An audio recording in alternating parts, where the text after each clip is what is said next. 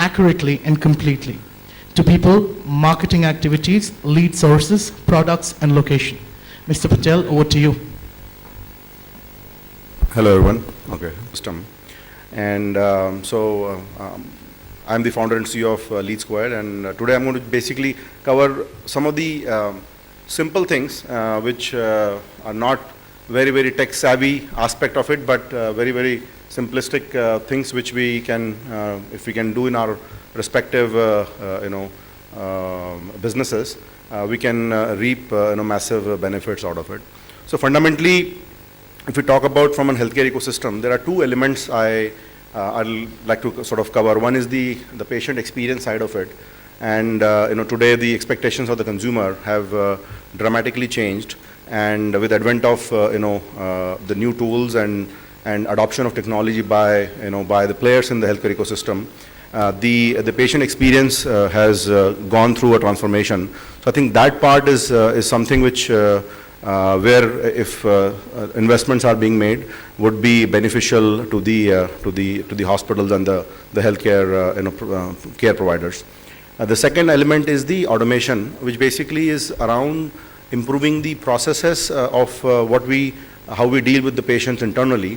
The aspect of processes which can dramatically reduce costs for the business from the inside. So one aspect is patient experience is there, then the revenues would it impacts the top line, and if you have the automation, it will basically drive down the cost for you from the inside of the business. So I think these are the two key elements which I'll be sort of covering here, and I'll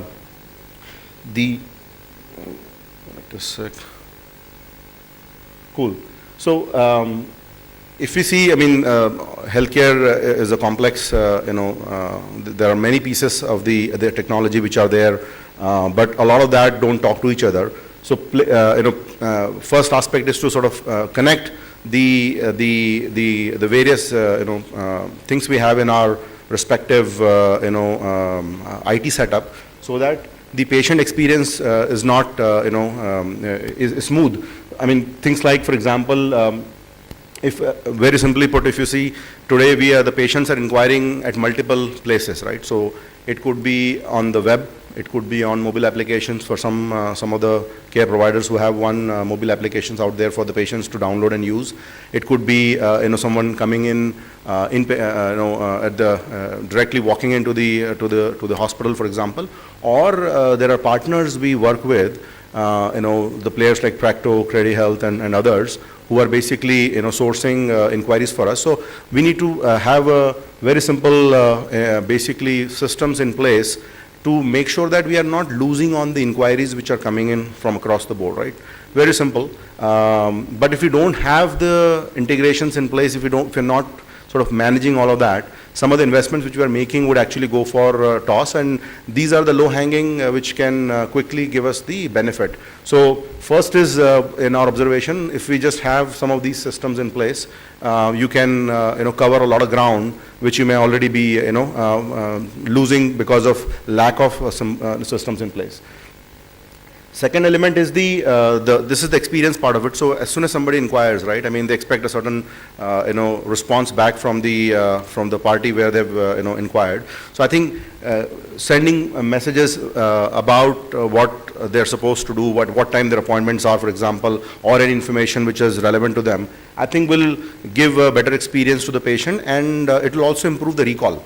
So if you are, if you basically get a message from a hospital, then the fact that you have seen their name one more time is actually going to help you go back to the same provider. So I think that part is important.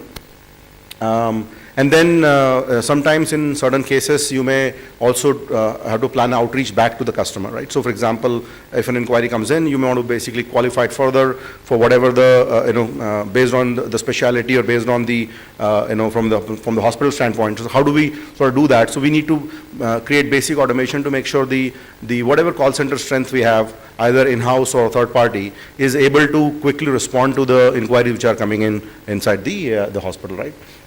And third part, again, this may be specific or may be different for different care providers, but there could be scenarios where we can, look at the schedule of the doctor and say we try to map and assign it, so that we are sort of cutting that time down from that side. So maybe we can tell the patient that so-and-so doctor would be looking at you when you sort of walk in. So that gives them additional comfort from the care provider side. Then if we do some of these automation things, right, I mean, eventually our cost of acquisition will come down. That's again a net advantage to the hospital, and will basically reduce the cost for us. Some of these things. And then after we have the patient's information with us, right? I mean, the other element is to drive the recall and obviously share information with the patient. So, if you see a lot of providers out there have created large businesses just by sharing information. So on the web and making it discover, so people can discover that, right? I think the fact that the care providers can do the same, because you have actually massive knowledge about various things which you every day deal with, right? So making that communication smooth with the patient is going to go a long way in driving recall and making sure that you get referrals as well. And the patients are, once they are more informed, they actually they basically appreciate that aspect more. So I think that is important and can be and should be done to overall improve the patient experience. Plus the other aspect is in the case of there would be scenarios where you may have so for example new type of packages are being created by hospitals, for example, to sort of make people let's say for annual health checkup and so on and so forth, right? So by building communication, you can also drive kind of upsell of some of these products which are basically there with which are being created today for the patient. So I think that is another thing which can drive new revenue for the hospitals. And finally, getting an obviously surveys is important, just to make sure we are getting a hang of what what the patient experience is. This is one of the barometers for us to kind of look at. And these are some of the other things which we can look at here.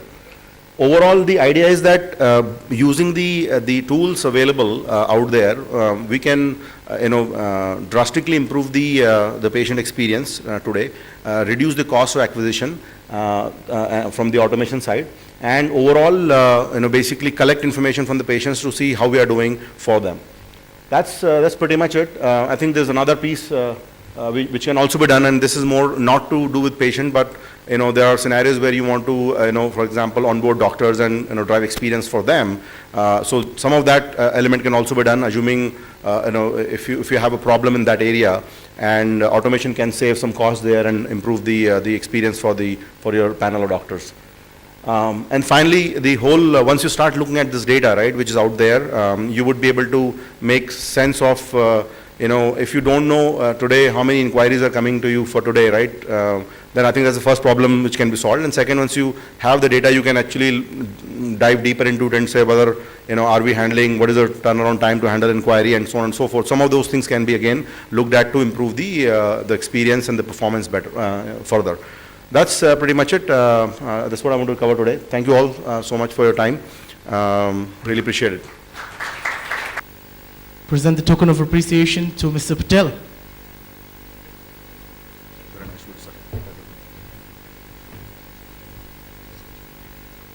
Thank you.